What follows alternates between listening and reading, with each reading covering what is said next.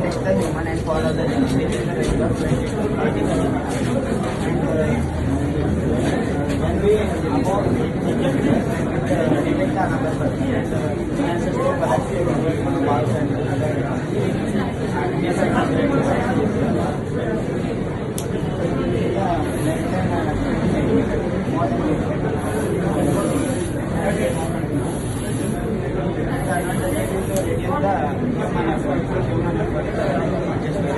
Within the ರೇಂಜಲ್ಲಿ ಅಂದರೆ ನಾವು ಕೋಡ್ ಸೆಟ್ ಮಾಡಿದ್ದೀವಿ 20 to 80 ಸೆಂಟಿಮೀಟರ್ ಒಳಗಡೆ ಅದು ನಮ್ಮನ್ನ ಫಾಲೋ ಮಾಡುತ್ತೆ 20 to 80 ಅದು ನಾವು ಬೇಕಾದ್ರೆ ಜಾಸ್ತಿ ಮಾಡ್ಬೋದು. ಇವಾಗ ಕೋಡ್ ಕೊಟ್ಟಿರೋದು ಅಷ್ಟು ಮೋರ್ ದೆನ್ 20 ಲೆಸ್ ದೆನ್ 80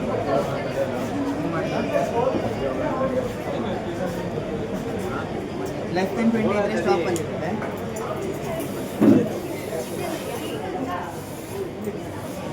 ಅಕಸ್ಮಾತ್ ನಾವು ಅಬೋ 80 ಸೆಂಟಿಮೀಟರ್ ಲಿಮಿಟ್ ಕ್ರಾಸ್ ಆದರೆ ಆಟೋಮೆಟಿಕ್ಕಾಗಿ ಅನದರ್ ಪರ್ಸನ್ನ ಡಿಟೆಕ್ಟ್ ಮಾಡುತ್ತೆ.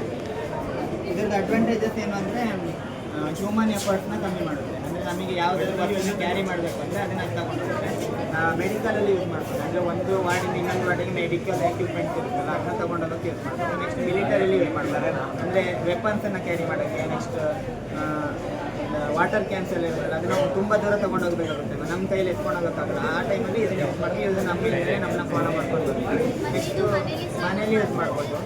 ವಯಸ್ಸಾದವರಿಗೆ ಎತ್ತಕ್ಕೆ ಕಷ್ಟ ಆಗುತ್ತೆ, ಮತ್ತು ಹ್ಯಾಂಡಿಕ್ಯಾಪ್ಟಿಗೆ ಕಷ್ಟ ಆಗ್ತದೆ. ನೆಕ್ಸ್ಟ್ ಲೈಬ್ರರಿಲಿ ಯೂಸ್ ಮಾಡ್ಬೋದು. ಅಂದರೆ ಹೆವಿ ಬುಕ್ಸ್ ಇರುತ್ತೆ, ನಮಗೆ ತುಂಬ ಬುಕ್ಸ್ ಬೇಕು, ಅದನ್ನು ಇದು ಕ್ಯಾರಿ ಮಾಡಿ ನಾವು ಹೋಗ್ತಾರೆ ನಮ್ಮ ಹಿಂದೆ ಫಾಲೋ ಮಾಡ್ಕೊಂಡು ಬರ್ತೀವಿ.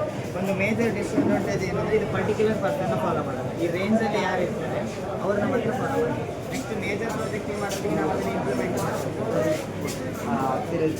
ಇಬ್ಬರ ಹತ್ತಿರ ಇದೆ, ಫಸ್ಟ್ ಯಾರನ್ನ ಡಿಟೆಕ್ಟ್ ಮಾಡಿರುತ್ತೆ ಅವರ ಹಿಂದೆನೇ ಹೋಗ್ತದೆ. ಫಸ್ಟ್ ಯಾರನ್ನ ಡಿಟೆಕ್ಟ್ ಮಾಡಿ ಆ ರೇಂಜ್ ಒಳಗಡೆ ಹೋಗ್ತದೆ. ಪರ್ಟಿಕ್ಯುಲರ್ ಪರ್ಸನ್ ಫಾಲೋ ಮಾಡೋದನ್ನು ಮೇಜರ್ ಪ್ರಾಜೆಕ್ಟಿಗೆ ನಾವು ಇಂಪ್ಲಿಮೆಂಟ್ ಮಾಡ್ತೀವಿ. ಬ್ಲೂಟೂತ್ ಇಲ್ಲಾಂದರೆ ಕ್ಯಾಮರಾ ಮೇಜರ್ ಪ್ರಾಜೆಕ್ಟಿಗೆ.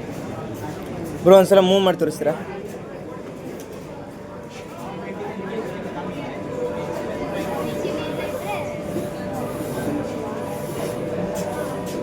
ಆ ರೇಂಜ್ ಆದಮೇಲೆ ಆಟೋಮೆಟಿಕ್ ಸ್ಟಾಪ್ ಆಗುತ್ತಾ ಬ್ರೋ? ಅದು ರೇಂಜ್ ಆದಮೇಲಲ್ಲ, 20ಗಿಂತ ಬಿಲೋ ಇದ್ದರೆ ಅದು ಮೂವ್ ಆಗಲ್ಲ. 20ಇಂದ ಮೇಲೆ ಇದ್ದರೆ ಮೂವ್ ಆಗುತ್ತೆ.